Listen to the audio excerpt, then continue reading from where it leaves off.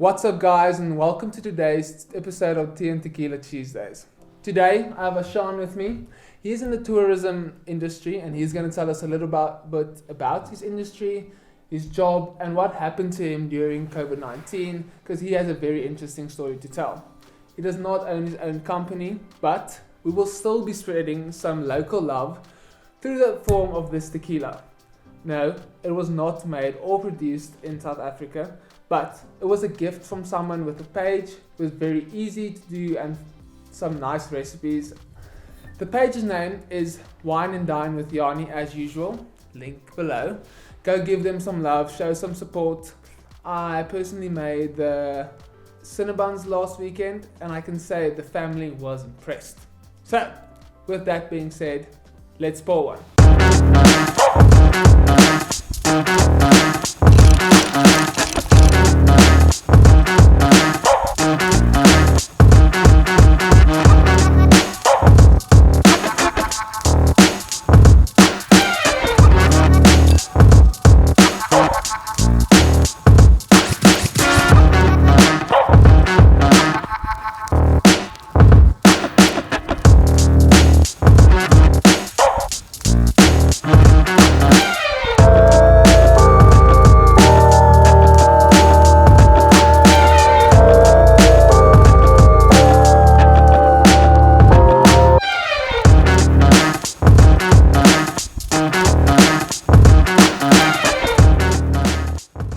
Okay guys, you'll probably notice we had kind of an outfit change.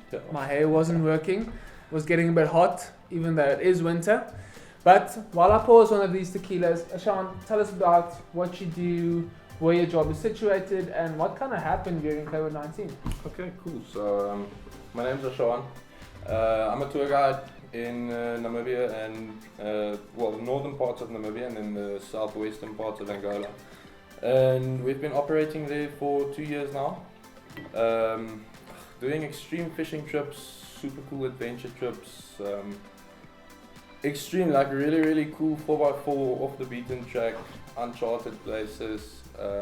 Trips to take tequila with. Yeah. So you guys do dunes, like 4x4 in Namibia with that guys take their own cars, or do you So it depends, we do both.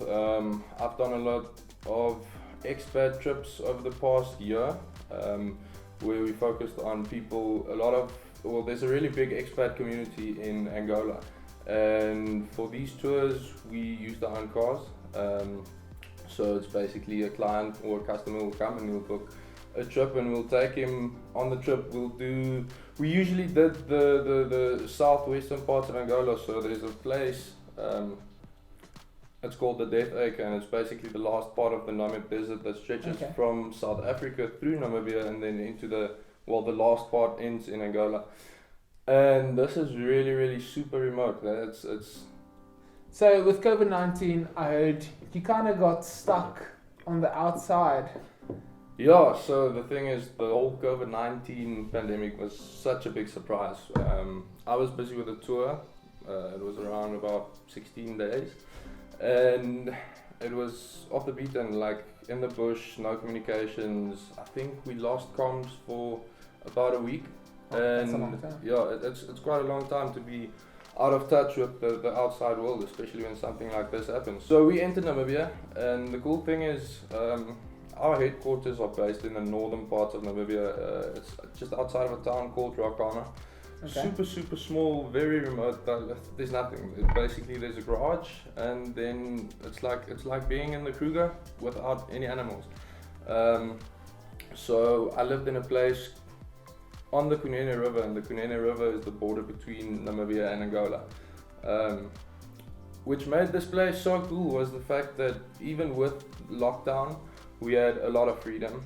Because there's no one there. Because there's no one there, yeah, there's literally no one there for hundreds of kilometers. So during this time, everything pretty much went on like normal. And then the process started to get back into South Africa. And I think from the day that I started applying to come back and applying for the repatriation process, it took me about a month to cross the border and go into quarantine in South Africa. And this was a mission, because what happened is you had to fill in these forms and you sent this to the embassy. And from the embassy, first they sent it to the High Commissioner in Windhoek, yeah. And then from there it had to go to the embassy. And from the embassy, it had to come to South Africa to confirm the details and see if you actually like real. And it's about 2,500 kilometers from Ruacana, where I stayed, to the border. Just to the border of South Africa. Africa. To the border of South Africa, yeah, crossing it's Ariamsvlei on the Namibian side, and then you go into Uppington, and from Uppington you go. Usually I would cross through Botswana, which is a lot quicker. It's from Pretoria, it's about 2,500 kilometers to Ruacana, but Botswana was closed, so you couldn't pass through Botswana, and the only two borders which was open was this Ariamsvlei and then another one called Vuilsdrift. And yeah, so I went to Swakop. I drove 2,000 kilometers, visited some friends, and then one Saturday evening at like 8 o'clock, it was really, really late in the evening, I got this phone call. I'm like, it's a weird number, I'm not going to answer this, and I left it. I was like, maybe I should call them back. And I phoned them back, and it was the High Commissioner, and they were like, okay, cool. You have to be on the border at 12 o'clock on Monday morning. And I was like, shit, Monday morning, that's like in a day and a half's time, and I still had 1,200 kilometers to drive. So if you hadn't actually If I hadn't left, it would have been over 3,000 hectic drive, kilometers. Yeah. Wow. So how long were you out of country? I went into Namibia for the first time in February, yeah. And then So from Feb, up until, when was it? Beginning of this month. It was 4 months. And the thing that really, it was so bad, because we into tourism. That's what we do. Yeah. And lockdown came really early, and it hurt the whole industry got hurt so bad, because now we rely on a lot of expat communities and clients from Europe and Americans. And the thing is, as soon as COVID-19 came, everything got closed. Yeah. We had a lot of trips. I mean, we had trips booked from the beginning of this year all the way into November, and basically from February up till when I came back, we were able to do 2 out of where we were supposed to do about 2 a month. I was supposed to be busy with a 8-week trip now in the southern parts of Angola, so it's a tribal tour that we do, still very untouched, and there's still tribal people. Wow. Tribal wild people, not civilized at all, not westernized at all, still cattle farmers, and like day-to-day living. And I do photographic tours to these places. So I'm supposed to have these photographical tours, and it's basically a small group of clients that we bring in, and it's not all like professional photographers. It's basically people that just it's hobby. Yeah. And we take them into some cool places, show them these cool people, interact with the people, help the communities. We do some projects to help the communities. It's been really, really dry over the past 2 years. So loss of cattle and livestock and food sources are very, very scarce. And the other thing is, now that I think of it, it's so cool to see these people still live in these harsh conditions, and like be happy with everything they have. So we're all really blessed to have. Yeah. I mean, it's raining in Gauteng in the winter time, so we're very lucky. And there's a lot of parts of Africa being very dry over. I mean, you said just 2 years, and you've been there 2 years, so yeah, it's bad. So we're gonna taste this tequila and then give you guys our feedback. I did a little bit of homework on it, because the fun thing about this tequila is they have the whole story on the back. I really appreciate that. This is a family-owned company. They've been doing this for 221 years, and this Jose Cuervo has been it was the first tequila, the first one they ever made, and it's still made the same way 200 years later. Wow. So I can appreciate that. Yeah. In the tasting, what they say we can expect, it should be smooth, spicy, and you should taste oakiness. I'm gonna see if we can taste that or what we get to taste. So yeah, let's do that. Cheers.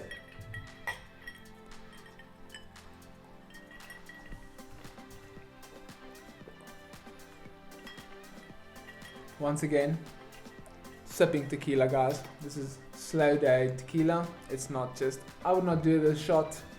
It would be a waste. It's also not, it's just not shot tequila.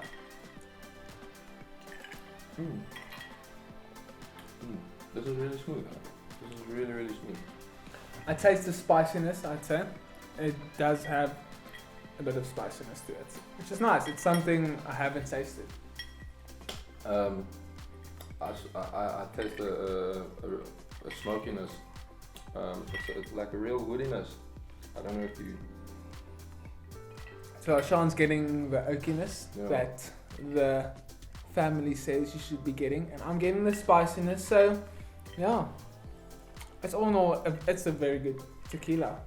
That's really, really good. Huh? This is my first time having this one. It's a newly opened bottle, just for today.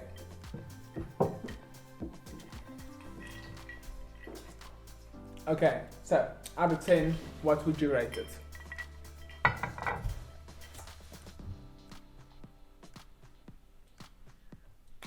I'd give it an 8.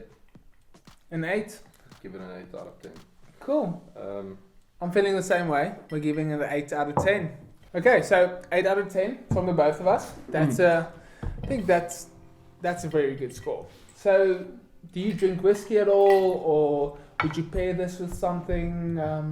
Would you even drink it every day, or let's say after a rough day, or is it like more a birthday type occasion? I think this specific bottle, I wouldn't say it'll be just for a birthday type of occasion. This might be compared to a good whiskey that you can drink when you relax, or just like you said, after a long day. I think it's a very enjoyable drink. It's not usually you tend to think tequila shots, and not at all. It's really smooth. It's really nice. No salt needed. Yeah. No lemon needed. I think this can go really well with a nice cigar. But getting back to tourism will pick back up. But do you think, yes or no, you guys it will pick up again? Do you think your tours will just... I definitely think it'll pick up again.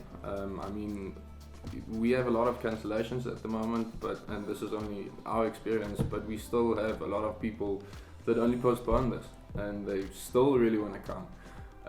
New interest? Any new, There's still new interest. We're still planning trips, still busy with some new stuff. Obviously, because we do pretty exclusive tours, we don't plan a month in advance or 2 months.